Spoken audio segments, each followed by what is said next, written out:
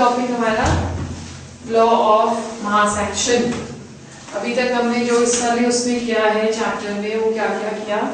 First हमने equilibrium, physical equilibrium पढ़ा था।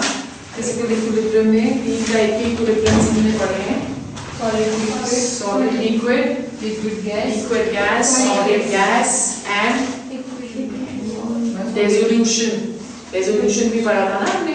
तो ये 4 तरह के पढ़े। फिर उसके बाद हमने केमिकल इक्विलिब्रियम पढ़ा, और केमिकल इक्विलिब्रियम में हमने बोला कि equilibrium is attained when rate of forward reaction becomes equal to rate of backward reaction, or concentration of reactants becomes equal to concentration of the products। और ग्राफिकली भी उसको हमने एक्सप्लेन करते हैं।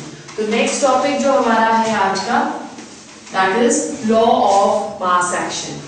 लॉ ऑफ मास एक्शन क्या बोलता है? Law of mass action बोलता है कि according to this law, rate of a reaction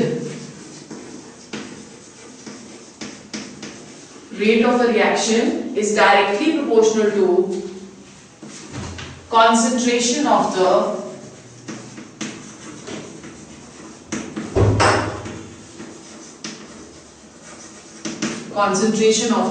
reactants. Rate of the reaction is directly proportional to concentration of the reactants। ठीक है, that is what law of mass action is। अगर हम लोग एक कोई इक्वेशन ले रहे हैं, जैसे हम ले रहे हैं AA plus BB to give products, then according to law of mass action, rate is equal to concentration of, directly proportional to concentration of A raised to power A into concentration of B raised to power B। ठीक है, और we can say, अगर हमको ये proportionality sign यहाँ से हटाना है, तो rate is equal to K into concentration of A raised to power A, B raised to power B, where K is known as rate constant or velocity constant। ठीक है, सो जब हम लोग लॉ ऑफ मास एक्शन देखते हैं तो हम क्या बोल रहे हैं कि whenever we are talking of equilibrium, तो हमने कैरेक्टरिस्टिक इक्विलिब्रियम का पढ़ा था कि इक्विलिब्रियम को हम फॉरवर्ड रिएक्शन में भी कैलकुलेट कर सकते हैं और हम इसको बैकवर्ड उसमें भी अटेन कर सकते हैं। We can also attain it in the backward direction। तो अगर हम एक रिएक्शन ले रहे हैं, जैसे हम ले रहे हैं AA to give plus BB to give CC plus DD, इस रिएक्शन का अगर हम rate of forward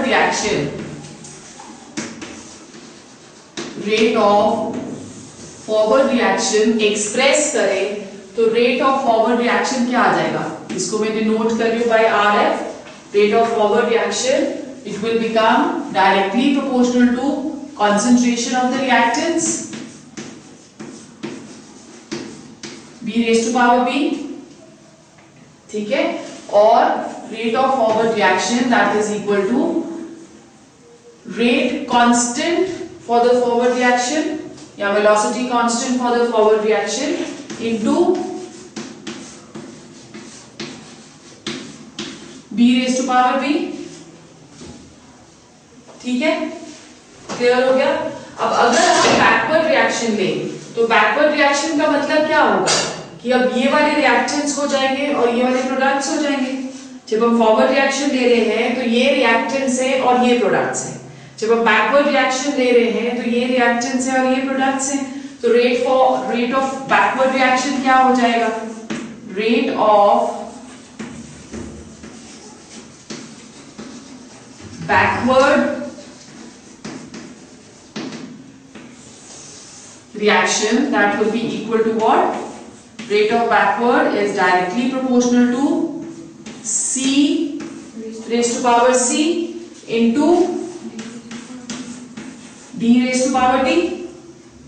Okay, or in other words, this is equal to Kb, where Kb is the velocity constant for the backward reaction into C raised to power C D raised to power D।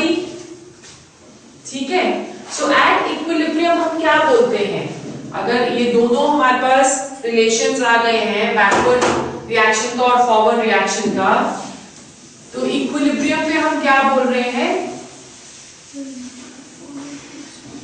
Eight equilibrium rate of forward reaction becomes equal to rate of backward reaction. तो हमारे पास क्या आ जाता है, at equilibrium rate of forward reaction is equal to rate of backward reaction। rate of forward reaction क्या है, Kf concentration of A raised to power A concentration of B raised to power B, that is equal to Kb backward reaction लेंगे, concentration of C raised to power C concentration of D raise to power D. ठीक है, so like terms को हम इकट्ठे ले आते हैं। Like terms का मतलब क्या हुआ, Kf और Kb को इकट्ठे ले आएंगे तो ये आ जाएगा Kf upon Kb that is equal to concentration of C raised to power C concentration of D raised to power D upon concentration of A raised to power A and concentration of B raised to power B।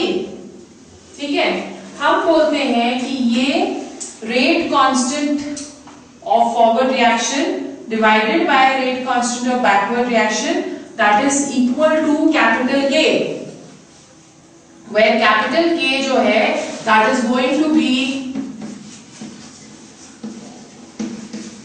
equilibrium constant।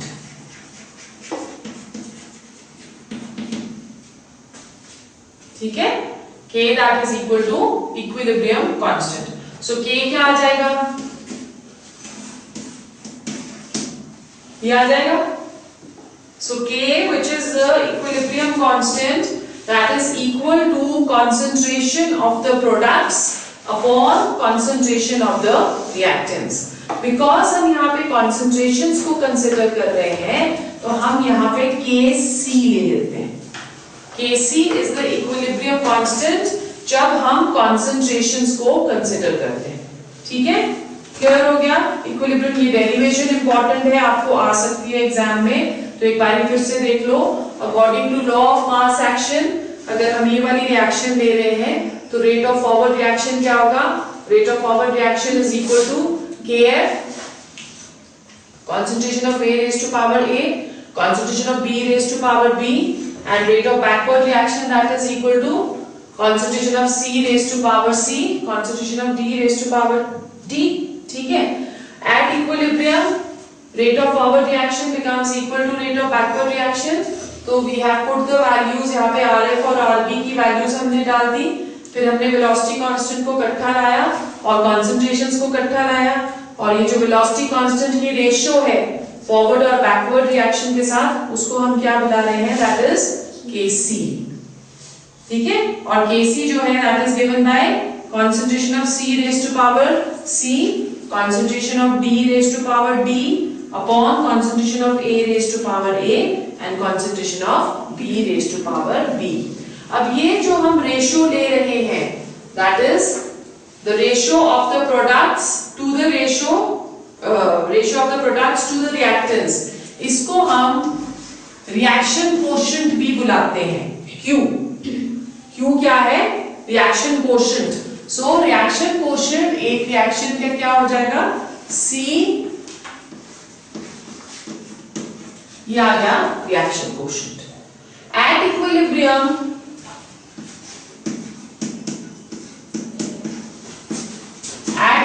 हम बोलते हैं कि reaction quotient Q is equal to K। At equilibrium reaction quotient Q that will become equal to K। समझ आ गया कैसे हमने equilibrium constant की value निकाली है। So let's write down the equilibrium constant की value for a few reactions। According to law of mass action. So हमारे पास एक इक्वेशन है H2 gaseous plus I2 gaseous to give 2HI gaseous। अगर हमको इसका Kc का वैल्यू लिखना है तो Kc की वैल्यू क्या आ जाएगी, कॉन्सेंट्रेशन ऑफ HI का स्क्वायर। स्टोइकियोमेट्री को हम पावर में लिया था ना हमने, सो कॉन्सेंट्रेशन ऑफ HI का square upon concentration of H2 into concentration of I2। ठीक है, सो इस इक्वेशन के लिए हम Kc की वैल्यू इस तरह से कैलकुलेट करते हैं। सेकेंड, सपोज हमारे पास है एक और reaction N2 plus 3H2 to give 2NH3। Okay, अब यहां पे N2 भी गैसियस है, H2 भी गैसियस है और NH3 भी गैसियस है। जब हम इसकी Kc की वैल्यू करेंगे तो Kc क्या आ जाएगा, concentration of square upon concentration of N2 concentration of H2 का क्यूब। हाँ, सेम कैसे, हाँ, तो अभी एक और इक्वेशन देखो आप। एक और इक्वेशन हम देखते हैं जिसमें हम सॉलिड कंसीडर कर रहे हैं। जैसे हमने ले लिया कैल्शियम कार्बोनेट। जब हम कैल्शियम कार्बोनेट को हीट करते हैं तो ये हमें देता है calcium oxide plus carbon dioxide. ठीक है, कैल्शियम कार्बोनेट सॉलिड है, solid gaseous. As a convention हम बोलते हैं कि कॉन्सेंट्रेशन सॉलिड और लिक्विड स्टेट में कांस्टेंट होती है और उसको हम 1 लेते हैं, that is taken as unity. Okay, so जब हम इसका इक्विलिब्रियम कांस्टेंट देखते हैं तो इक्विलिब्रियम कांस्टेंट क्या आना चाहिए, concentration of CaO, concentration of CO2 upon concentration of CaCO2। अब यहाँ पे CaO भी सॉलिड है, CaCO3 भी सॉलिड है और हम बोल रहे हैं कि इसकी वैल्यू हम कितनी लेते हैं, 1। सो जब इसकी वैल्यू भी 1 लेंगे और इसकी वैल्यू भी हम 1 लेंगे तो K किस तरह से एक्सप्रेस करेंगे, K will only be expressed in terms of gaseous reactants। ठीक है, जब ये गैसियस थे सारे तो हमको सारे एक्सप्रेस करने पड़े, यहाँ पे भी सारे गैसियस थे तो हमको सारे एक्सप्रेस करने पड़े। पर जब हम यहाँ देख रहे हैं तो सॉलिड्स भी इन्वॉल्व है तो K की वैल्यू सिर्फ क्या आएगी, concentration of CO2, because rest of the values जो हैं they are coming as 1, right? अब जब गैसियस रिएक्टेंट्स और प्रोडक्ट्स होते हैं तो इन दैट केस हम कॉन्सेंट्रेशन के अलावा प्रेशर्स भी कंसिडर कर सकते हैं। अब यहाँ पे हमने इन सबकी वैल्यूज क्या ली, ये भी Kc है, ये भी Kc, ये भी Kc और ये भी Kc, क्योंकि हम कॉन्सेंट्रेशंस कंसिडर कर रहे थे।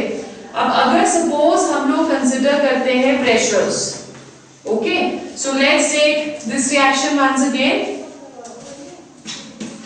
तो इसका इक्विलिब्रियम कांस्टेंट जब हम प्रेशर कंसिडर करते हैं तो उसको हम Kp से डिनोट करते हैं। ठीक है, और Kp क्या आ जाएगा, प्रेशर ऑफ HI का square, okay, upon pressure of H2 into pressure of I2। जब हम कॉन्सेंट्रेशंस के अलावा प्रेशर कंसिडर करेंगे तो Kp क्या आ जाएगा, प्रेशर ऑफ HI का square upon pressure of H2, pressure of I2। अगर हम ये वाली इक्वेशन कंसिडर कर रहे हैं, ये वाली देखो इधर वाली N2 plus 3H2 to give 2NH3, इसकी Kp की वैल्यू क्या, किस तरह से हम लिखेंगे, Kp will be equal to pressure of NH3 का square upon pressure of N2 into pressure of H2 का क्यूब। ठीक है, सो इक्विलिब्रियम जो है, इक्विलिब्रियम कांस्टेंट जो है वो कैलकुलेट किया जा सकता है by both either taking pressure और टेकिंग concentration। सो हमारे पास दो इक्विलिब्रियम कांस्टेंट आ गए, one which is known as Kc और दूसरा जिसे हम Kp बुला रहे हैं। तो लेट्स कैलकुलेट और let's find out the relationship between the two, relation between Kp and Kc, right. According to gas equation हम क्या बोलते हैं, PV is equal to nRT।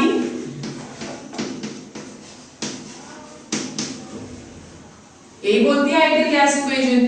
तो P क्या आ जाएगा, N/V into RT, और N/V क्या होती है, कंसंट्रेशन, कंसंट्रेशन ही होती है। तो इसको क्या बोलेंगे हम, P is equal to CRT। ठीक है, अब अगर हम एक कोई इक्वेशन ले रहे हैं H2 plus I2 to give 2HI, Kp इसका क्या होगा, pressure of HI upon into, ठीक है। प्रेशर की वैल्यू क्या होती है, CRT। सो हम यहाँ पे वैल्यू लगा देते हैं, Kp क्या आ जाएगा, C ऑफ HI।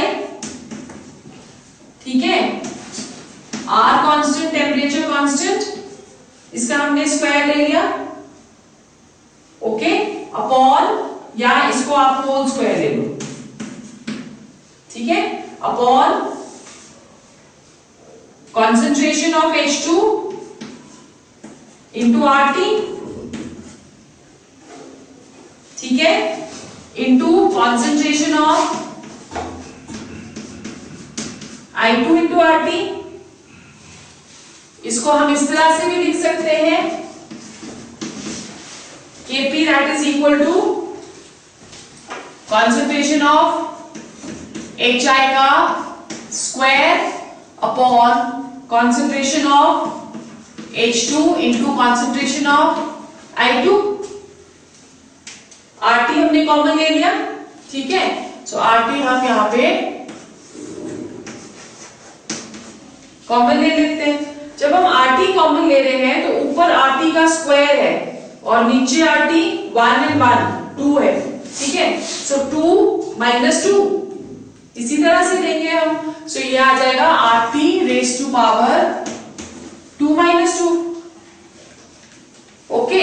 अब कॉन्सेंट्रेशन ऑफ HI का square upon concentration of H2 into concentration of I2 क्या आ जाती है, Kc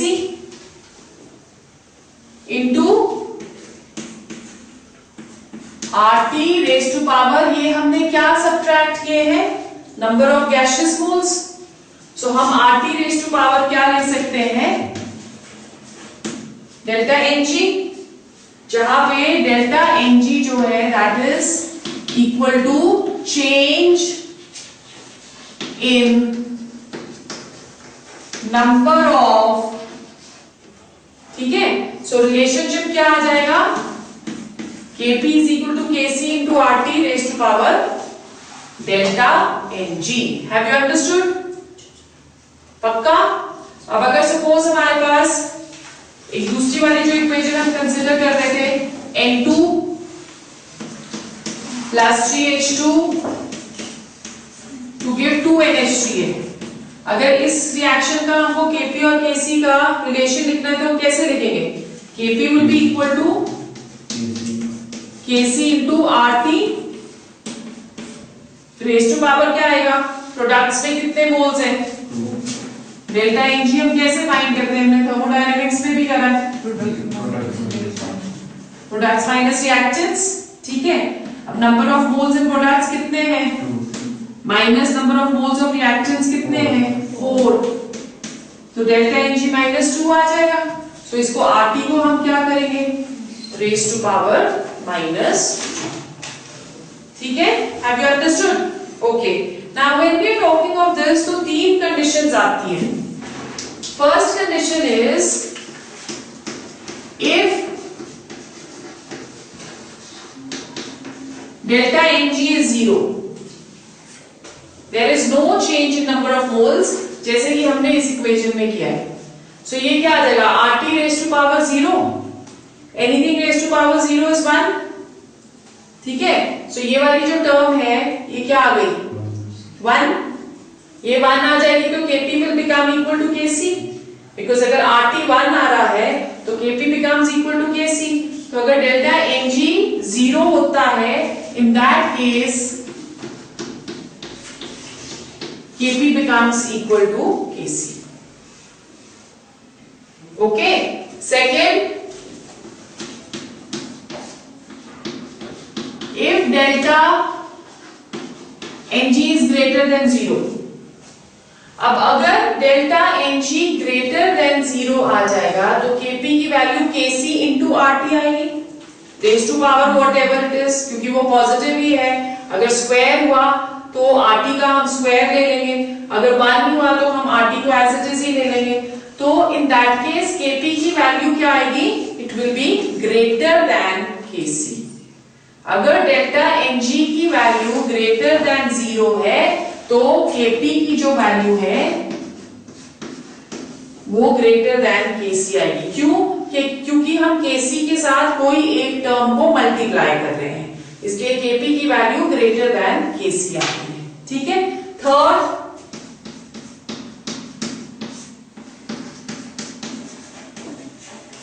if delta Ng is less than 0, जैसे कि यहां पे आ रहा है -2.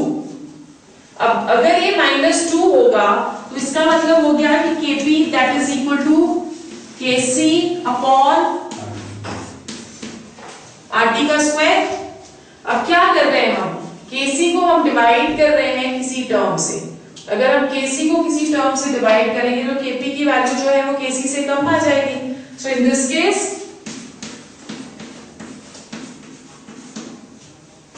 Kp is less than Kc.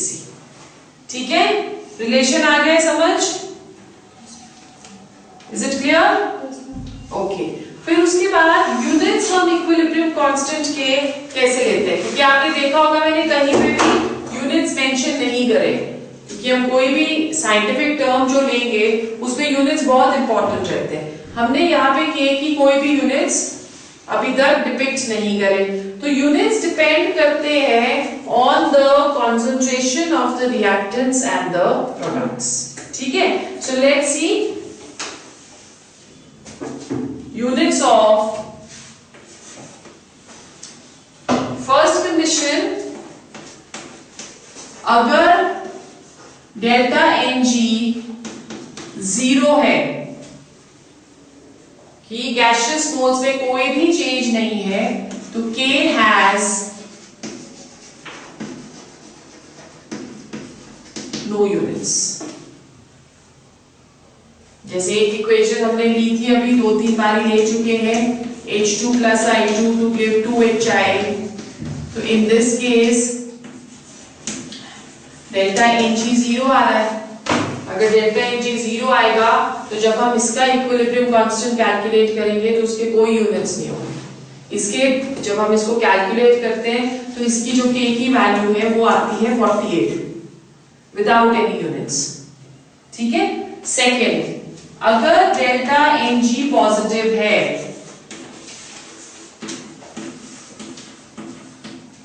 तो तब इसके यूनिट्स आएंगे. तो अगर डेल्टा Ng जो है पॉजिटिव है तो इसके यूनिट्स डिपेंड करते हैं ऑन द स्टोइकियोमेट्री. जैसे अगर हम एक इक्वेशन ले रहे हैं calcium carbonate solid to give calcium oxide solid plus carbon dioxide gaseous. In this case delta Ng क्या आएगा 1 minus 0, क्योंकि हमने सिर्फ गैसियस मोल्स ही कंसीडर कर रहे हैं. रिएक्टेंट्स में कोई भी गैसियस मोल नहीं है, यहाँ पे एक गैसियस मोल है. 1 minus 0 1. तो अगर Ng 1 आ रहा है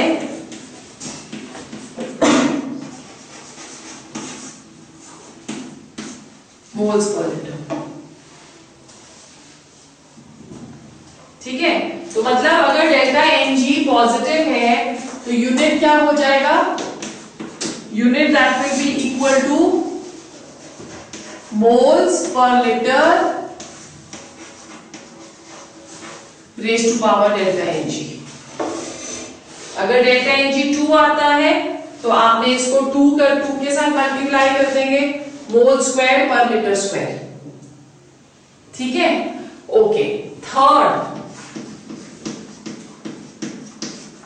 अगर डेल्टा Ng नेगेटिव आ रहा है, if delta Ng is negative तो यूनिट क्या आ जाएगी, moles per litre raise to power, जो भी डेल्टा Ng की नेगेटिव वैल्यू आ रही है तो माइनस डेल्टा Ng। जैसे हमने वो नाइट्रोजन वाली इक्वेशन करी है,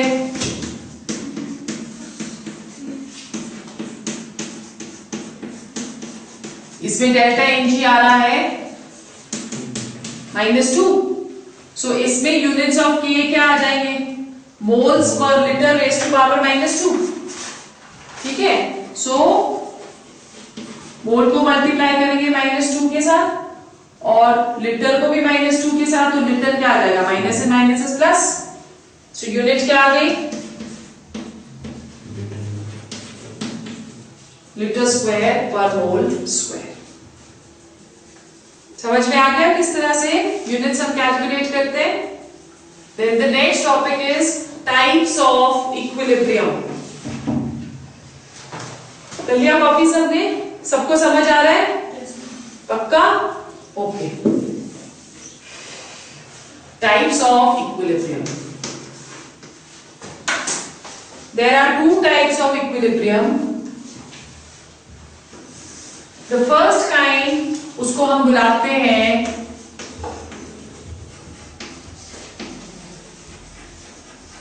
होमोजीनियस इक्विलिब्रियम। होमोजीनियस इक्विलिब्रियम क्या होता है, जिसमें सारे रिएक्टेंट्स और प्रोडक्ट्स एक ही फेज में, जैसे रिएक्टेंट्स भी सारे गैसियस हो गए और प्रोडक्ट्स भी सारे गैसियस हो गए, तो उसे हम homogeneous, homo means same, genius means phase, so they are in the same phase. So if we have, इतने सारे हमने दिए हैं अभी एग्जांपल्स, H2 plus I2 लिया था, इसमें H2 भी गैसियस है, ये भी गैसियस है और ये भी गैसियस है, तो इसको हम क्या बताते हैं, this is known as homogeneous equilibrium. इसका जब हम इक्विलिब्रियम कांस्टेंट लिखते हैं तो then that is equal to what, HI का स्क्वायर। ठीक है, second type of equilibrium is